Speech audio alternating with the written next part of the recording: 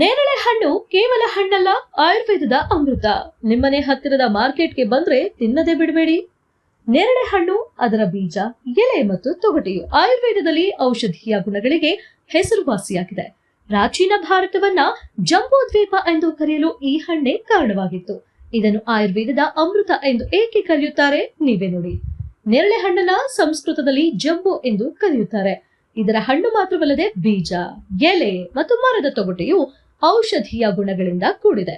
ಇದು ರಕ್ತ ಶುದ್ಧೀಕರಣ ಮತ್ತು ಮಧುಮೇಹ ನಿಯಂತ್ರಣಕ್ಕೆ ಜಗತ್ತಿನಲ್ಲೇ ಪ್ರಸಿದ್ಧವಾದ ನೈಸರ್ಗಿಕ ಹಣ್ಣು. ಮಧುಮೇಹ ನಿಯಂತ್ರಣದಲ್ಲಿ ನೇರಳೆ ಬೀಜದ ಪುಡಿ ಪ್ರಮುಖ ಪಾತ್ರವನ್ನ ವಹಿಸುತ್ತೆ ಅಂದ್ರೆ ನೀವು ನಂಬ್ತೀರಾ? ನಂಬಲೇಬೇಕು. ಒಣಗಿಸಿದ ನೇರಳೆ ಬೀಜದ ಪುಡಿಯನ್ನ ನಿಯಮಿತವಾಗಿ ಸೇವಿಸೋದ್ರಿಂದ ರಕ್ತದಲ್ಲಿನ ಸಕ್ಕರೆ ಮಟ್ಟವನ್ನ ಸಮತೋಲನದಲ್ಲಿಡಲು ಸಹಾಯ ಮಾಡುತ್ತದೆ ಎಂದು ಆಯುರ್ವೇದ ಹೇಳುತ್ತೆ. ಇನ್ನು ನೇರಳೆ ಹಣ್ಣಿನಲ್ಲಿ ಏರಳವಾಗಿ ಕಬ್ಬಿಣಾಂಶ ಮತ್ತು ವಿಟಮಿನ್ ಸಿ ಇರೋದ್ರಿಂದ ರಕ್ತಹೀನತೆಯನ್ನ ಹೋಗಲಾಡಿಸುತ್ತೆ. ಊಟದ ನಂತರ ಸ್ವಲ್ಪ ನೇರಳೆ ಹಣ್ಣು ತಿನ್ನೋದ್ರಿಂದ ಜೀರ್ಣಶಕ್ತಿ ಹೆಚ್ಚುತ್ತದೆ ಮತ್ತು ಅಜೀರ್ಣ, ಹೊಟ್ಟೆ ನೋವಿನಂತಹ ಸಮಸ್ಯೆಗಳು ದೂರವಾಗ್ತವೆ. ಇದರ ಎಲೆಗಳನ್ನ ಅಗಿಯೋದ್ರಿಂದ ಬಾಯಿಯ ದುರ್ಗಂಧ ದೂರವಾಗುತ್ತೆ. ತೊಗಟೆಯ ಪುಡಿಯಿಂದ ಅಲ್ಲುಜ್ಜಿದ್ರೆ ಒಸಡುಗಳು ಗಟ್ಟಿಯಾಗುತ್ತೆ.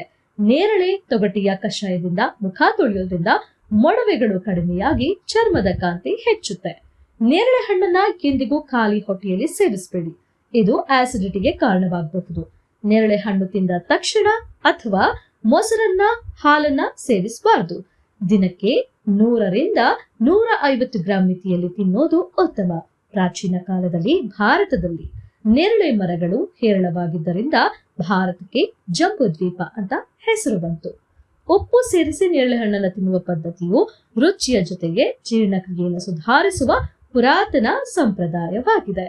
ಇದೇ ತರ ಆರೋಗ್ಯಕರ ಉತ್ತಮ ಮಾಹಿತಿಗಾಗಿ ನಮ್ಮ ಚಾನೆಲ್ ಅನ್ನು ಸಬ್ಸ್ಕ್ರೈಬ್ ಮಾಡ್ಕೊಳ್ಳಿ.